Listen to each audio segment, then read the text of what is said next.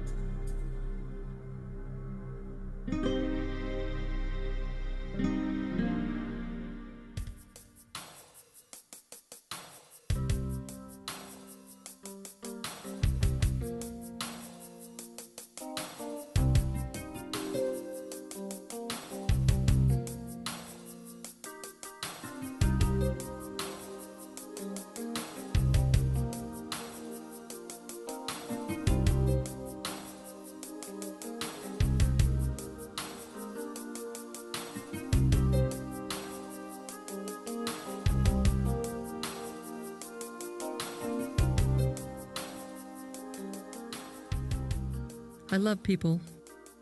They fascinate me. I'm the type of person who can go to a crowded mall or beach and just sit and watch people all around. Maybe that's why I love to travel. There's a world of people out there to see. All right, that's number one. What's my second thing? I'm Sharon House. I teach co-ed physical education at a high school in Sacramento, California. What more could I ask for? A job working and playing with teenagers. And then to have time off to travel to far corners of the world. Then what? Anchor before aim. Okay? So anchor, and we know my anchor is right here at my jaw. Aim. Release. Follow through. Sharon knew there was a civil war in what was formerly Yugoslavia. She had visited this country during an extended European vacation in 1983. Now she was both concerned and saddened by what was going on.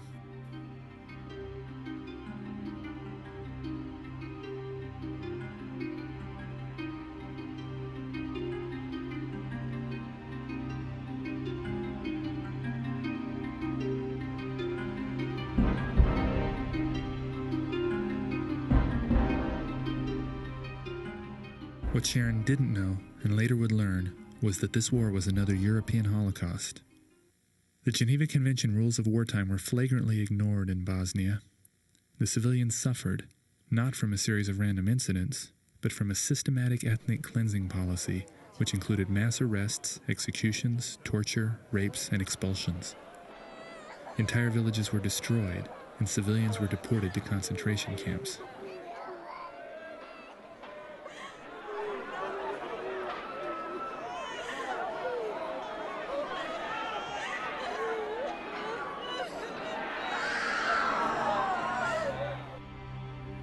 The policy of raping women and girls was not only a form of degradation, but also a means of mixing Serbian blood into the Bosnian Muslim population, another form of ethnic racial cleansing. I was outraged and horrified that outside governments had for so long turned their backs on these atrocities. The people of Bosnia endured this ethnic cleansing and genocide for nearly 4 years.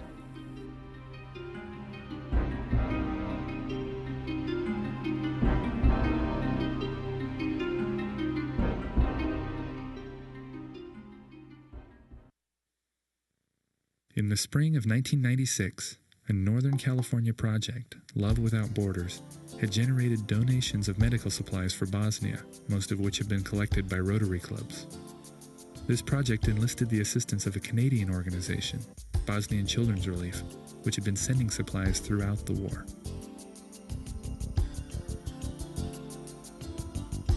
Sharon had heard about this mission and knew she had to become involved.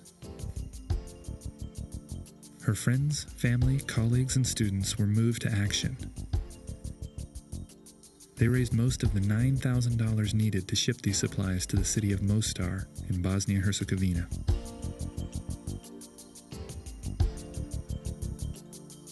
The students at Valley High School enthusiastically took on the challenge as a school-wide fundraising project.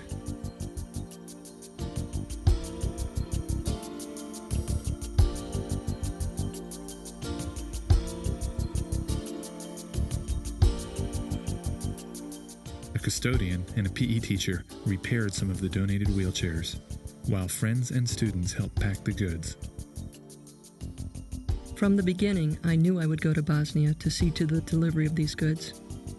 But mainly, I wanted to meet some of these survivors and bring them the message that they are not forgotten. The supplies were loaded into a transport container and were on their way to Canada.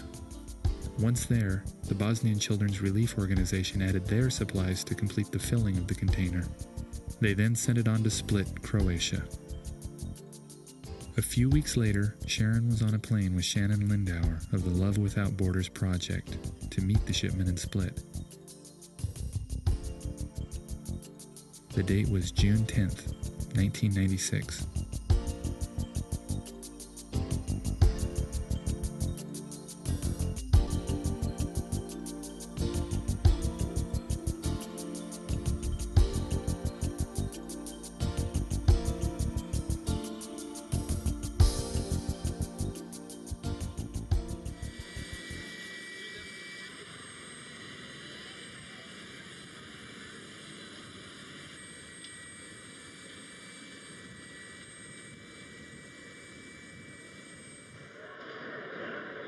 Upon their arrival in Split, Sharon and Shannon were met by Shaban Basic from Canada. Yeah, without them, they're defeated. No, I saw you. So if you want, like we are saying, Split for a couple of days. Shaban and his wife Fatima are the founders of the Canadian Bosnian Children's Relief. He's in charge of the warehouse, and there's 2 more people working here. Oh, really? Here all the time? Their first stop together was a tour of the holding facility for the Muhammad Muslim Humanitarian Organization. The Muhammads are a group of people dedicated to providing emergency relief to victims of the war. The BCR used this Croatian organization to transport supplies into Bosnia throughout the war. They now would be responsible for the storage and distribution of the Love Without Borders shipment.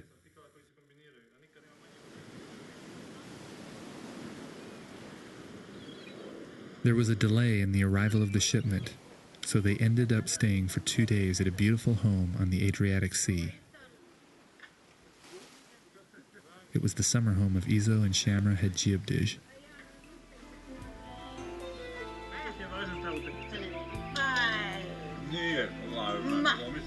Shamra took such loving care of us, feeding us wonderful meals, while Izo entertained us with stories about life, love, and the war.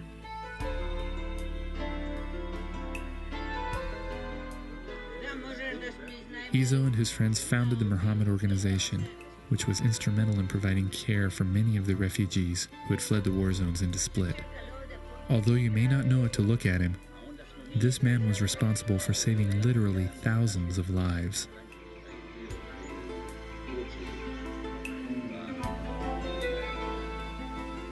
That night after dinner, I let my mind wander about the days ahead.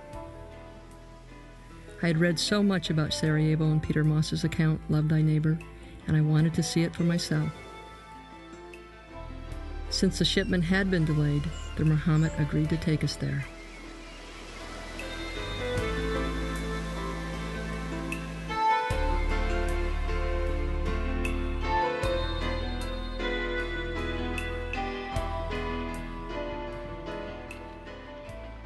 On June 16th, we were finally on our way into Bosnia Herzegovina, and I was excited. I'd never been to a war-torn country before. I'd never known a people who had lived through the worst imaginable atrocities. All I did know was what I'd read or seen on television. Now I was going to experience it for myself.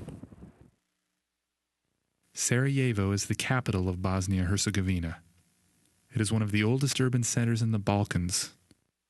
This grand Olympic city was a place of peace and harmony only a few years ago.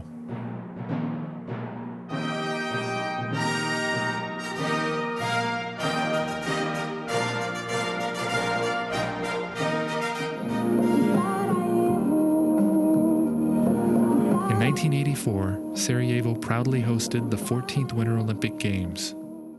It seemed like an appropriate choice. After all, this city was an example to the world of different cultures and religions living together in unity. Today, the Olympic Stadium lies in shambles.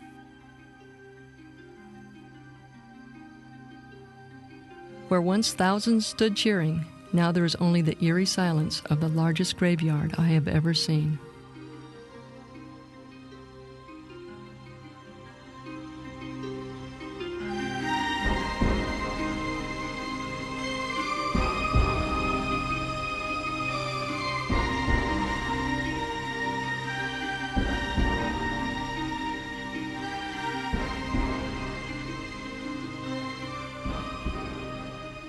Driving through its streets, the full impact of the devastation became apparent.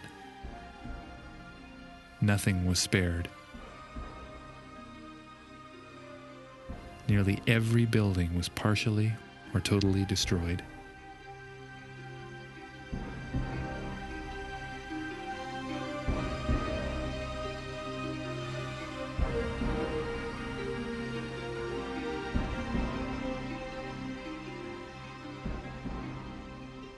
Just who were these people, the so-called scourge of Yugoslavia, who had been so hated and hunted by others while the world looked away?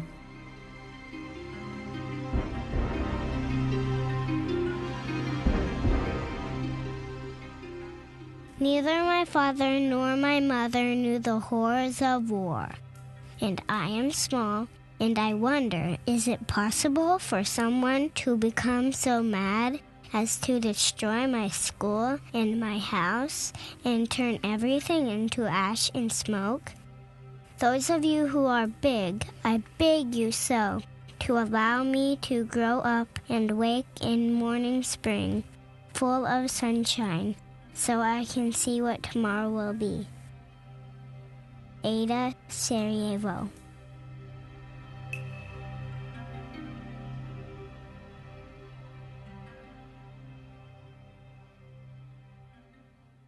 They spent the night in Sarajevo with a Muslim family, the Mazurs, who warmly welcomed them into their home. My Croatian is terrible. My English is not so good. We'll do well. I hope so. We can understand. Nermina. Nermina. Yes. Merhaba. Kak ste? Divno, kako ste vi? Say hello. Later that night, this wonderful family shared some of their more memorable stories of the war. She said there is another case where there is a Croatian lady and her husband is Serb, and she somehow received a parcel from her family, and she called her. She's a Muslim, and she called another neighbor. She was a Serb, and she said, "Come down, I want to show you something." So they came both down, and she had everything put on a table. All the food, whatever she received in that parcel. And she said, "I received this from my family. Now we're going to split everything equally in three parts." And he said there was never any problem in the neighborhood among themselves, between the Serbs or Croatians or Muslims. Absolutely, there was no problem. They never had any disagreement. So you can see how much people share. We had to smile as their daughter told us of the woman who tried to auction off her last 3 eggs and the unbelievable commotion that resulted. She didn't tell the story as a tragedy of a large crowd of starving people and only 3 eggs. But rather, she laughed at the humor of 3 eggs getting so much attention. Next, one of our guides, Omer, told us how they used to joke about being able to identify rich people during the war. If someone had the smell of onions on their breath, they must be rich. That's how scarce food was. I was continually amazed by these people. They were warm and friendly and very caring. I felt a certain kinship with them, and they didn't seem so foreign to me.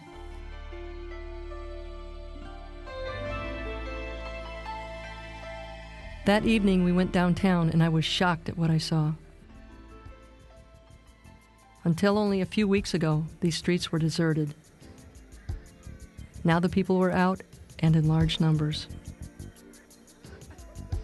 I was surprised at how relaxed and happy everyone seemed. Friends enjoying being out and together for the first time in 4 years. I now knew the war had not destroyed the spirit of these people.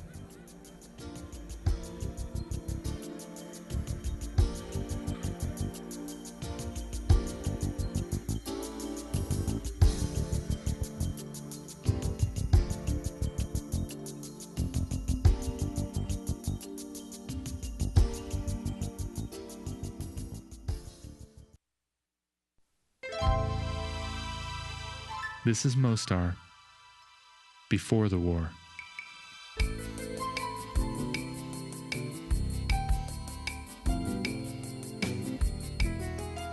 Being less than an hour from the coast, it was once a haven to thousands of tourists every year. People came to see the beauty of this historical city of ancient bridges and to walk and shop along its quaint streets.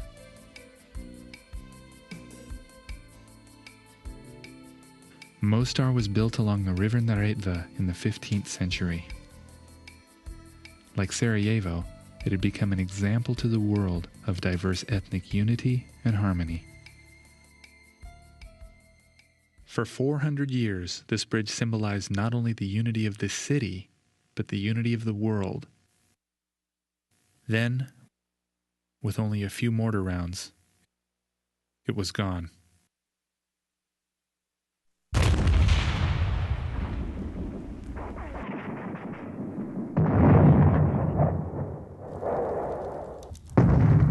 Mostar is one of the few cities in Bosnia Herzegovina to have actually endured 2 separate wars and fought 2 separate enemies. The first was the Serbian War, which lasted about 2 years. A local man told of how the city was under a barrage of thousands of mortar attacks daily. The defenseless civilians had no weapons with which to fight back. Added to this horror, the city's Muslims were targeted with the ethnic cleansing policy. Many were hunted down, taken to concentration camps, or murdered.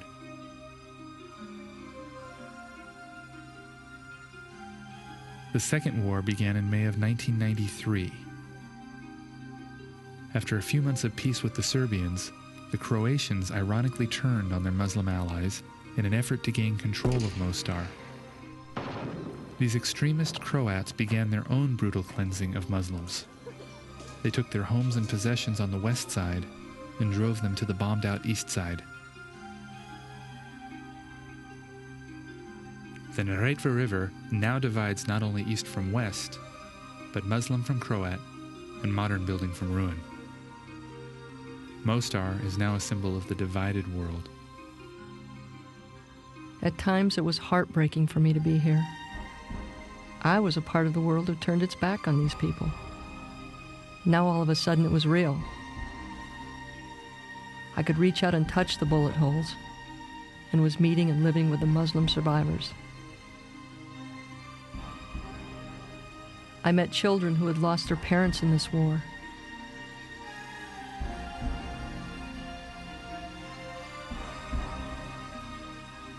And met the grandparents who no longer had family left to take care of them.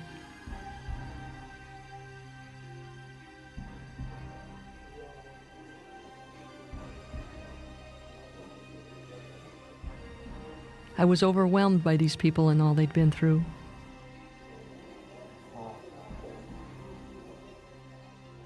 And they were overwhelmed that someone cared. He said, thank you. Evo, sine, šta dočeka? Da sam budem mrtva. Samo to. She said, only that. Samo to, nešto spremljeno, brisati.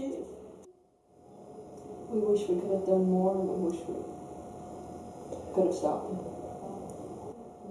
Prijatelji naši. Vi ste prijatelji naši. She said, you are our friends. You are our big friends. Yeah. This was an incredible day, a celebration of life, being with the elderly.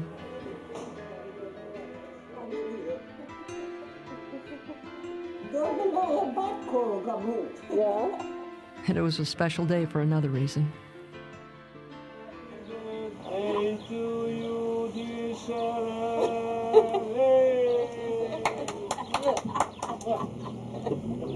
Thank you. Sharon and Shannon received the news on their first day in Mostar that the shipment would not arrive while they were in Bosnia. As a result, Shannon decided to leave. Wow, that's great. That's good. Salko is a very nice man.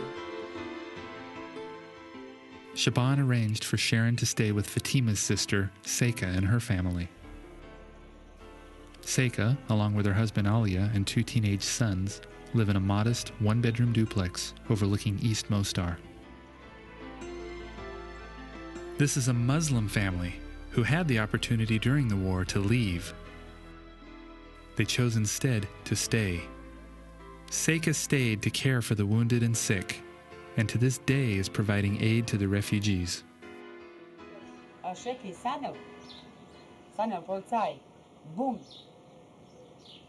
Who got? This is their niece, Yagada. She helped Seika with cleaning and cooking. They could not pronounce my name Sharon, so gave me the name Sheki. I'm going to change my name to Sheki. Yeah, for you. Little did I know what good friends the 3 of us would become. Oh, your brother. Yeah.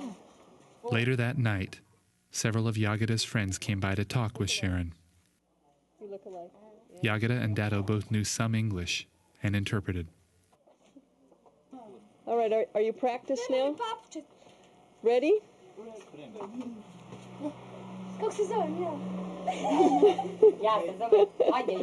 My name is Minela. And you are 12 years old. 12. My name is Dad.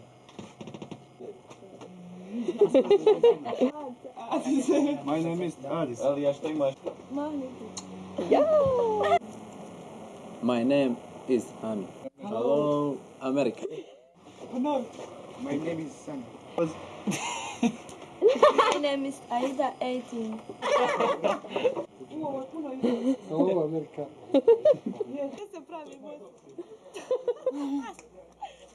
These young people reminded me so much of my students. Hello, Valley High School students. Valley High School students. Yay! But then I'd remember, these are Bosnian teens. They'd grown up through a war. What must that have been like? Dear Diary, boredom, shooting, fear, hunger, misery. That's my life. A schoolgirl without a school. A child without games, without friends, without the sun, without birds, without nature, without chocolate and sweets. In short, a child without a childhood. Zlata. Early in the day, a news crew from East Mostar's TV station showed up. They followed Sharon all day. What was surprising was the crew, comprised of a reporter and a cameraman, were both students from the university.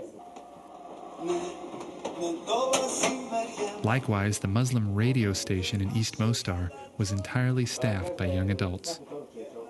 Shaban and Sharon visited the radio station, which is housed in a beautiful 400-year-old Turkish home.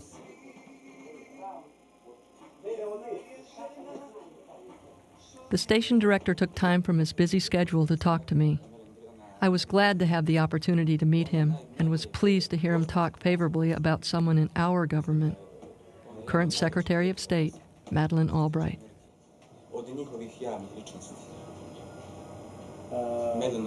He said that The outside world had remained neutral for so long.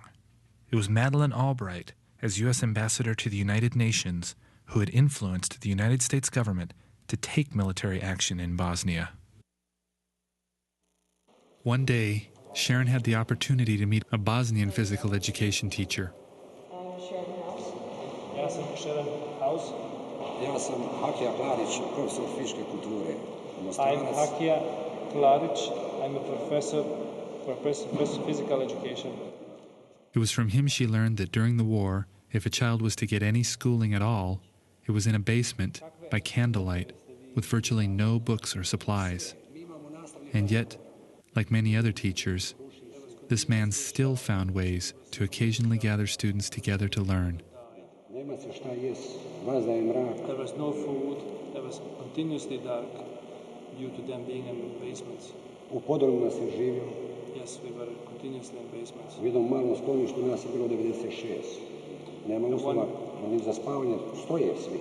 In one small room, in one of the basements, there was 96 of us. There was no way that we could sleep. Most of the time we were standing. Bolnica nije bilo, sanitetskog materijala nije bilo. There was hardly any hygienic product. There was hardly any hospitals that they would treat our wounded. Teško, ali se izdržao.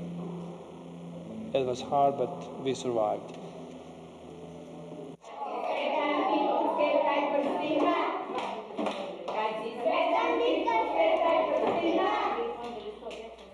These little ones were born during the war.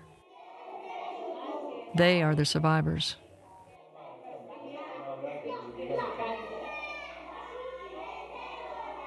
Many have lost their parents or family members. Most have lost their homes. And yet look at them. Aren't they precious? Let us pray that peace prevails so that they have a safe place to grow up and live happy lives.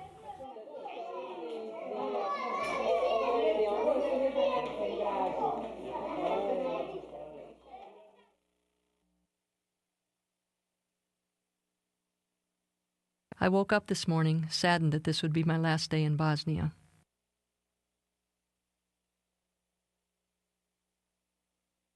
Having spent these days with Bosnian Muslims, it was still hard for me to believe all they had lived through.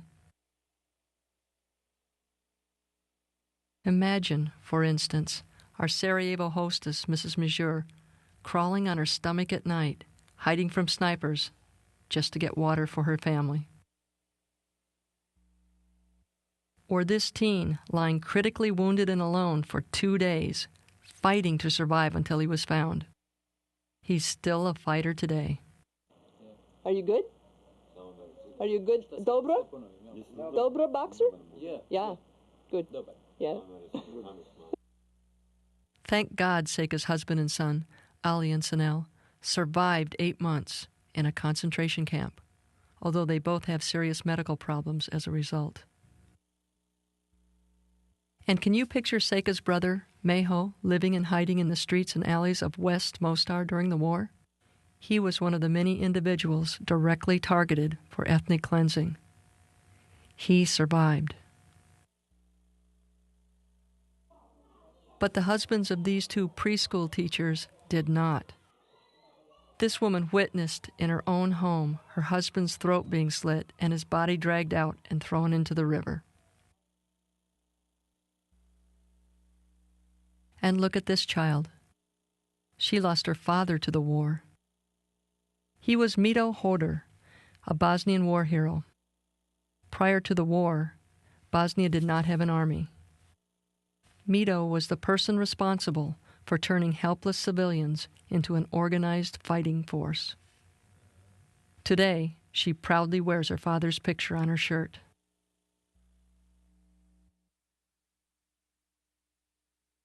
If it's peace we want in our world, then it seems to me that it starts with each one of us personally. We have a choice. We can either continue to act as though we're separate from one another, or we can start living as though what happens to another happens to us. I truly believe that it is in our best interest to take care of each other. We've won! Thank you very much. You're very welcome.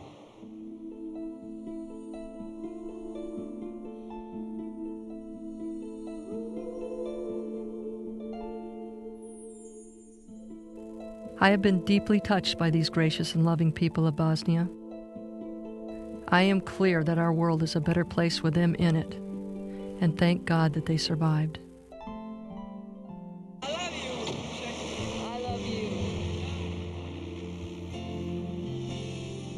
May the example of their courage, dignity, and undiminished spirit inspire each of us to create a world of peace.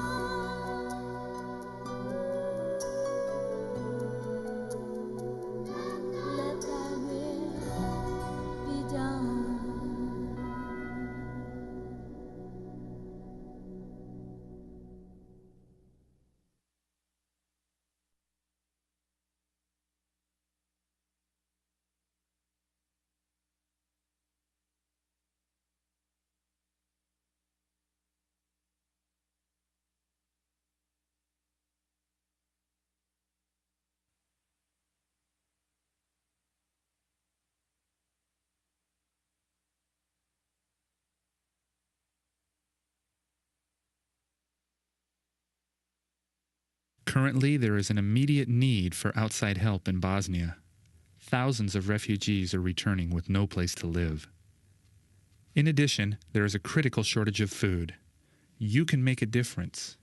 Send your tax-deductible donation today to Bosnian Children Relief Organization, 77 Pelham Road, St. Catharines, Ontario, Canada, L2S1S3. 100% of your donations goes directly to providing aid to the people of Bosnia.